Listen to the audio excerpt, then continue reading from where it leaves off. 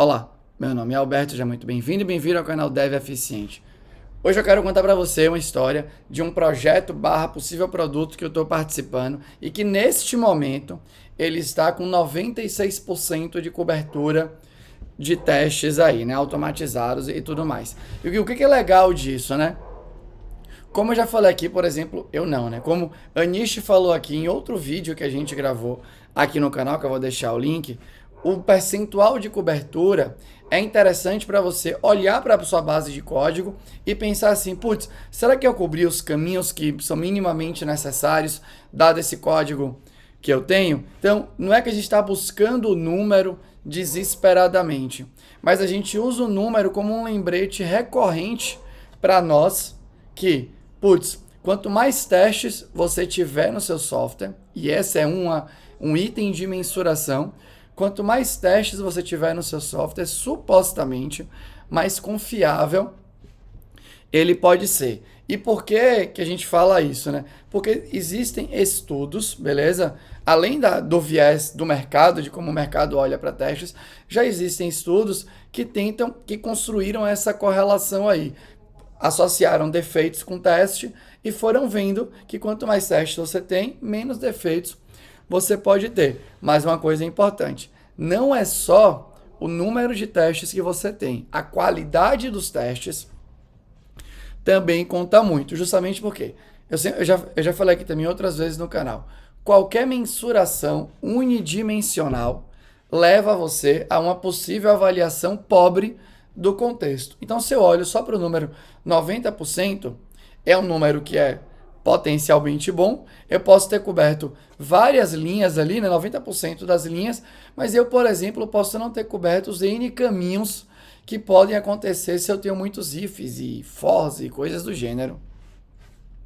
Ali, né, eu posso ter coberto com valores que não são, por exemplo, os valores mais interessantes para eu cobrir os determinados caminhos de código. Então, o número, sim, é um item para ser mensurado, mas ele sozinho é pobre. E aí entra uma segunda unidade ali, né? Um segundo item de mensuração, que é ter um sistema de testes. Então, nesse projeto, né, possível produto que a gente participa, a gente tem um sistema de testes muito claro. Então, eu já falei sobre esse sistema aqui. Eu vou deixar o link aqui no sistema, que é o mesmo sistema que eu deixei declarado lá no Dev Eficiente, com alteração ou outra, né? Então, quando eu falo com o sistema, é o quê? Se qualquer pessoa da equipe bate o olho num código, o approach para escrever o teste é o mesmo. Beleza? Então, se eu bato o olho num if, e o if tem N condições, independente de quem pega aquele código para escrever, independente de quem pegou aquele código para escrever e é posteriormente testar, ou testar antes, né? Meio que pouco importa. A gente sabe que vai ter um conjunto de testes que seriam escritos iguais por todo mundo da equipe. Essa é a beleza aí do sistema. O nosso sistema também fala sobre as técnicas ali, né? Então, quais são as técnicas que a gente prioriza de teste? Então, basicamente, no nosso é Boundary Test, MCDC para falar, né? Para pegar a parte de caminhos do código, né? O que a gente chama aí de Structural Testing, e o Boundary Testing para a gente tentar escolher bons valores quando a gente tem essas condições dentro do nosso sistema. E a gente tem uma caixinha de lado ali, né, o Property Based, quando a gente está explorando algum tipo de lógica que não tem uma branch, mas a gente entende que a gente quer explorar alguns valores ali, só para a gente matar qualquer tipo de curiosidade sobre o funcionamento daquilo, né? Será que tem alguma geração de valor ali, né, que eventualmente gera um bug para a gente? Então, aqui são algumas características do nosso sistema. Um princípio importante do nosso sistema: a gente testa primordialmente para achar bug. E isso é importante. A gente não está escrevendo teste, por mais que essa seja uma consequência, para dar confiança para a gente na hora de eventualmente refatorar alguma coisa, ou na hora que a gente adiciona, né, uma funcionalidade ou altera uma funcionalidade, a gente quer fazer teste para trás aí, né, os testes para verificar se tudo continua funcionando. Não. A gente quer o tempo inteiro achar bugs. A gente quer o tempo inteiro, né? Como é que a gente faz aqui o teste para tentar achar o máximo de bugs? A gente também está rodando o teste mutante, mas a gente ainda precisa acertar um pouco ali, né? Por conta que tem muito teste de integração Óbvio que a gente poderia excluir, mas excluir é a solução mais fácil. E por mais que ela seja meio óbvia, né, porque ele demora, e fazer o mutante de vários testes integrados ali que tocam um banco de dados e tal, demora mesmo, só pro servidor e tal. Mas, putz, eu queria achar um jeito de tocar, mas não ser tão lento, eu ainda não sei como fazer.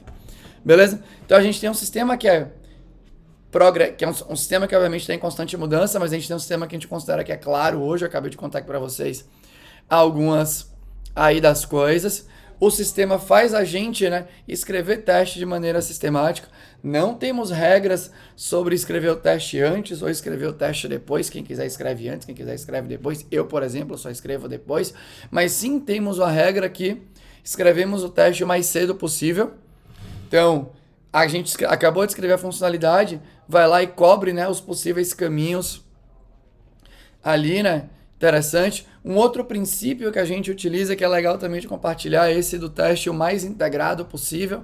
Então a gente usa mocks só realmente quando a gente vai tocar sistemas externos ali, né, em alguma lógica específica. Obviamente, quando a gente está fazendo testes, por exemplo, de API, a gente sobe o banco e já foi, né? A gente utiliza atualmente aquele teste container. Quem trouxe foi Lucas, que é um cara aqui da equipe. Eu nunca nem tinha utilizado. Meu foco é muito qualidade, manutenibilidade no geral, né? Tudo mais. Mas, então, com essa combinação, né? Então, e aí uma outra coisa que é legal. Algumas outras coisas são legais também aqui, né? Tô falando várias coisas. Mas o nosso sistema fala o quê? Quando a gente escreve declaradamente uma branch de código, né, um caminho, a gente é obrigado a fazer o teste isolado para aquele caminho. Se a gente não escreve, se a gente faz uma funcionalidade inteira, em nenhum momento a gente escreve uma branch de código, a gente só usa a API padrão, Java, né, API padrão do Java, aí a gente opta pelo teste mais integrado possível, que é o nosso teste de API. Beleza? Então, já vou dar uns exemplos para você. Uma outra coisa muito importante, esse eu acho que é o melhor jeito, é eu dar um exemplo. Só um segundo aqui, rapidinho. Eu vou só trocar aqui, né, para mostrar uma coisa que eu acho que é importante também, né. Aqui eu tenho um código de um controller, né, e eu quero que você foque bem nessas linhas aqui, beleza? É rapidinho, né. Aqui é uma composição de autorização aqui, né? Então a gente tem um método, né, que aceita uma função e verifica se o aluno pode acessar um determinado treinamento, por exemplo. E dentro ali, né, a gente tem uma outra classe com outro método que verifica se o aluno pode acessar uma determinada seção ali, né? Tudo mais que a gente chama aqui de test class e tal. Então o que acontece? Quando a gente vai testar, a gente tem um princípio, e óbvio, né? Tudo pode mudar, beleza? Mas a gente tem um princípio que é o seguinte: esse teste, esse código aqui, não tem nenhuma branch declarada. Se não tem nenhuma branch de código declarada, né?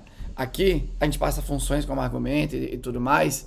A gente está chamando código de outras classes, que essa sim tem branch, eu já chego lá para mostrar. Eu aqui não fico exercitando o fato de, será que se alguém acessar esse controller e esse aluno não poder acessar essa região aqui, será que não vai funcionar? A gente tem como princípio aqui testar o que está declarado no código. A gente não testa o que não está declarado no código. O que eu quero dizer com isso? Geralmente, né, quem escreve o teste, há vários dos testes, é quem escreveu o código. Se eu escrevi o código errado, a gente aqui nesse momento assume que a chance o teste acompanhar o erro do código é relativamente alta. Se eu declarei o código, né, se eu escrevi o código errado, eu provavelmente na hora que eu estiver testando, antes ou depois, existe uma boa chance de eu também testar errado. Então a gente, no nosso sistema aqui, né, um dos princípios, a gente não investe tempo falando assim, será que agora a gente deve escrever um teste com um aluno que não pode acessar?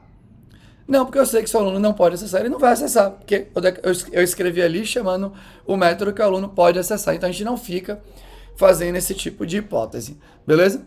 Já é bem diferente aqui, ó. Aqui, né, eu, quando não rodei ainda com o plugin, né, eu vou mostrar o relatório do Jacoco, o HTML que eu rodei pelo Maven, mas aqui tem um if. Então aqui o que acontece? O pensamento é, o meu código está aqui, né, dizendo, eu escrevi aqui um if, ou seja, eu posso entrar no if ou eu posso não entrar no if. Então, e aqui tem dois caminhos que eu posso explorar. Então, o meu teste obrigatoriamente vai explorar os dois caminhos. Beleza? Mas, putz, Alberto, mas não foi você que escreveu o if? Se você escreveu if, se você escreveu if, você escreveu certo. Sim, a lógica do if a gente assume que é certo. Então, a gente botou aqui, né? If aluno pode acessar. Então, a gente assume que isso aqui é o correto. Mas se tem um if, este código declara dois possíveis caminhos. Então, o meu teste acompanha os caminhos do código, diferente daqui.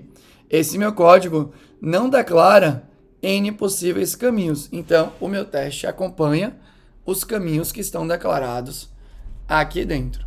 Beleza? Então, esse é mais um detalhe. E outra coisa que eu acho que eu não comentei, né? Que a gente também faz o teste, acho que sim, já falei, né? O teste mais integrado possível. Então, por exemplo, se eu procuro aqui, né? O teste dessa classe aqui. Se eu procuro aqui esse teste, calma aí que vai aqui, ó. A gente vai ver que eu instancio tudo. Porque claramente eu poderia simplesmente passar aqui, né? Um aluno. E eu podia mocar esse aluno. Eu podia mocar o pode acessar treinamento. E eu exploraria isso, né? Então, se quando pode acessar treinamento com isso daqui retorna true, quer dizer que vai retornar isso daqui. Se não, blá, blá, blá. A gente poderia fazer. Mas a gente decidiu aqui, né, que o nosso teste é o tempo inteiro o mais integrado possível. Por quê? Porque quanto mais integrado, mais próximo da realidade. Quanto mais próximo da realidade, mais próximo de achar o bug. Ou seja, se eu enfiar um bug aqui no aluno, no treinamento, na inscrição, né? Se eu enfiar um bug aqui em qualquer canto, esse meu teste já quebra. E a gente quer que quebre mesmo. Porque se a gente enfia um bug aqui, automaticamente tem bug nesse ponto aqui também do software. E a gente quer olhar para isso. Beleza? Então, temos um sistema que é claro. E os resultados têm sido muito, muito, muito legais. Deixa eu compartilhar uma outra tela aqui com você. Só um segundo. Então, vamos aqui ver agora, né? O relatório aqui do Jacoco, que é o plugin aí, né, que realiza aí, que faz a instrumentação do código para te dar o percentual de cobertura. E aí, ó, olha que legal, né? A gente está nesse momento com 96% de cobertura. Algumas coisas que a gente usou, obviamente, no Jacoco, né? Aqui, acho que é importante também, né, só para eu explicar exatamente o detalhe aqui, né? A gente excluiu essa parte de código de infraestrutura e de segurança. A gente não escreve, né, os nossos testes. Aqui é segurança de configurações do Spring e tudo mais. A gente decidiu que a gente não vai ficar escrevendo teste para isso, que não tem nada a ver, né, com a lógica, né, com a aplicação em si. Então aqui a gente vai, né, escreveu, né, reza, né, para ver se está funcionando, tudo mais, beleza, usa, porque o tempo inteiro isso de infra e tal está sendo utilizado. E aí, né, quando a gente explora os outros caminhos, a gente, em geral, está utilizando parte disso daqui, a gente entende que é suficiente e realmente eu não vejo valor, aí, opinião, obviamente, eu não vejo valor em ficar testando coisas que não são estritamente do negócio, né? Se você vê teste, sem problema nenhum em relação a isso. Uma outra coisa que é importante aqui, né? Aqui, calma aí. A gente tem esses códigos que são autogerados pela IDE, né? A gente aqui, por enquanto, eu estou no Eclipse e os outros meninos estão no... os meninos e as meninas estão no IntelliJ, quer dizer, nesse caso é só menino, por enquanto, na equipe. Estão no IntelliJ. E aí, a gente tem essa geração, né, de equals e, enfim, né, hashcode, por aí vai. Mas o código que é autogerado pela IDE, a gente também não vai fazer teste, obviamente. Então, o que a gente faz? O Jacoco suporta, né, que a gente bote aqui uma annotation que chama generated com a retention dela para runtime, e aí ele automaticamente ignora. Acho que é importante contar isso quando eu for falar ali da cobertura, né? Voltando aqui para a cobertura, levando isso em consideração, a gente está com 96% de código aqui coberto, né? E tá faltando aqui um código novo que eu acabei de escrever, que eu não cobri branch ainda. Então a gente tá com 90%, né? Aqui de branches que foram, perdão, branches que foram cobertas, beleza? Quando eu coloco aquela parte do código compartilhado inteira, a nossa cobertura cai para mais ou menos 93, 92%, que ainda é um número bem interessante. E o que é legal aqui, né? Se eu entro aqui, ó, a gente vê que quase tudo que tem branch de código, a gente cobriu todos os caminhos que eram interessantes ali para serem cobertos. Ou seja, a gente está explorando bem o nosso código. Beleza? Só faltou aqui um, ó. Então, quando eu entro aqui, ó, faltou aqui esse if aqui, que na verdade eu vou remover daqui a pouquinho. Beleza? Então, essa é uma coisa muito legal. Quando a gente entra aqui no outro, ó, que tem várias partes de código aqui com branch, ó. O que tá faltando cobrir aqui, ó? Aqui, por exemplo, tá faltando cobrir essa branchzinha aqui, né, que é um if que a gente adiciona em todos os validadores do Spring para fazer, né, para cortar o circuito ali. Se já tem erro, para. E aí eu confesso que esse if a gente, putz, é um template da IDE que a gente escreve aqui, é quase para gerar. Então a gente desencanou de testar, mas obviamente que o Jacoco pega, né, e aí ele deixa aqui, né, o diamantezinho amarelo, dizendo que a gente não cobriu todos os possíveis caminhos, né? Só para exemplificar esse lance aqui do diamante, né? Deixa eu pegar, sei lá, esse daqui. Esse daqui é um código bem azedo, porque ele tem vários ifs, né? E percebe que a gente está com diamantezinhos verdes em tudo. Esse aqui é um parser que a gente fez, quer dizer que a gente cobriu todas as variações aí, né? Que a gente poderia aqui, o que é bem legal. Beleza? Quando a gente cobre nos ifs em geral, né, tem um potencial grande de erros. E quando a gente cobre todos os possíveis caminhos, a gente está tentando expor esses erros, esses bugs, né, para não serem erros percebidos pelo usuário o mais cedo possível aí, né? E aí dá para, enfim, né, navegar em vários aqui, ó. Aqui, ó, a gente não cobriu um caminho, ó.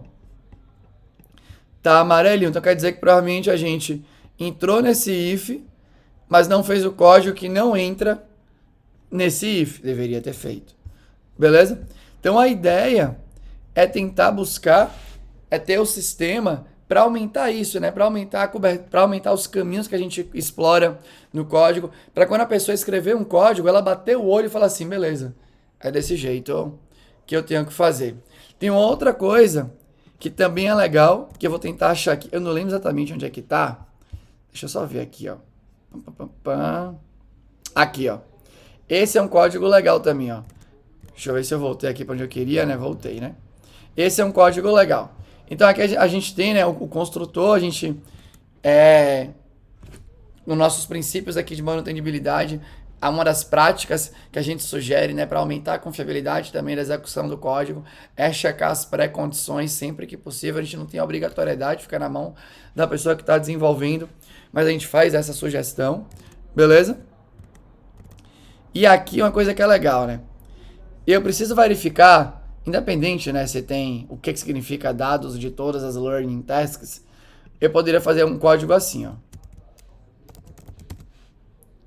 Exempt aqui, e aí eu poderia negar.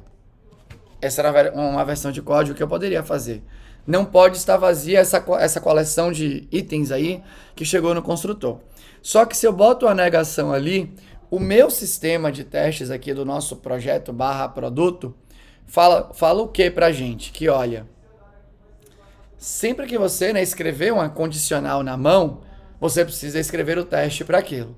Então a gente precisaria escrever o teste para este construtor aqui, cobrindo esses dois caminhos aqui, né? Porque como eu estou negando, fui eu que escrevi a condição. E se eu que escrevi, aqui, né, quer dizer que eu tenho um caminho para o lado, um caminho para o outro. Está declarado isso no código através da negação e eu preciso explorar esses caminhos ali.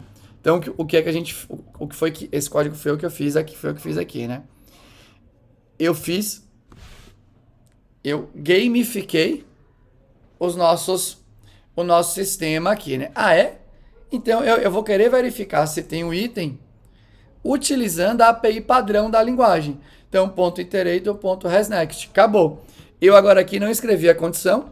Se eu não escrevi a condição, eu não criei caminhos aqui no código. E se eu não criei caminhos, eu não preciso escrever um teste especificamente para esse explorando este caminho. E o legal, né, é que se eu tivesse colocado a negação aqui, o Jacoco botaria o diamante ali para eu explorar. Como eu não coloquei, o Jacoco também não colocou ali o diamante. E uma coisa que é importante, né, quando eu falo do sistema de testes, né, e disso que eu acabei de mostrar para vocês, em nenhum momento eu quero dizer que esse sistema é o melhor sistema. Só o tempo vai dizer, quando a gente analisar a quantidade de defeitos, por exemplo, que a gente vai pegar no nosso projeto aqui, né, quando ele estiver rodando, o nosso tempo, por exemplo, para corrigir esses defeitos, a percepção da equipe em função, né, da bateria de testes que a gente tem, se realmente está ajudando a encontrar mais defeitos. Então, tem várias maneiras da gente investigar isso, e a nossa equipe, acho que eu tenho dentro de mim hoje em dia, né, por mais que eu não seja acadêmico de formação, mas eu sou uma pessoa que aprecia a academia, então tudo que a gente faz é para ser possível de ser observado por estudos acadêmicos no futuro. Então, a gente vai entender no futuro se essa nossa aposta nesse momento está fazendo sentido. Obviamente que a gente vai revisitar o nosso sistema de tempos em tempos com a ideia de melhorar. E eu quero só deixar claro que isso aqui não é longe de mim querer dizer que esse é o melhor sistema. Eu acho importante ter um sistema, explorar esse sistema e analisar por N canais diferentes se esse sistema está sendo útil ou não para a engenharia por trás do produto que você eventualmente ou a sua equipe vai desenvolver. Beleza? Mas eu queria compartilhar isso porque está sendo uma experiência, né, muito legal. Depois eu volto com outro vídeo falando das dificuldades dos itens do nosso sistema, principalmente nesse lance de fazer o teste mais integrado possível o tempo inteiro, né? Então a gente está falando aqui de setup mais demorado, de vez em quando estresse, para fazer o setup, um pouco de código de preparação no teste, né? Para a gente conseguir construir contextos, mas é um assunto para outro vídeo, beleza? E se você trabalha numa equipe de um produto, e se você tem um sistema de testes que a sua equipe compartilha, que todo mundo escreve teste de maneira sistematizada e você entende que está tendo bons resultados, algo do gênero, deixa aqui nos comentários, beleza? Se você também entende que isso que eu mostrei não faz sentido, você tem alguma crítica, deixa aqui também. Resumindo, se você curtiu, comente aqui. Se você não curtiu ou tem uma crítica construtiva, deixa aqui também, eu vou ter o maior prazer em responder para você, beleza? Era isso que eu tinha para falar hoje.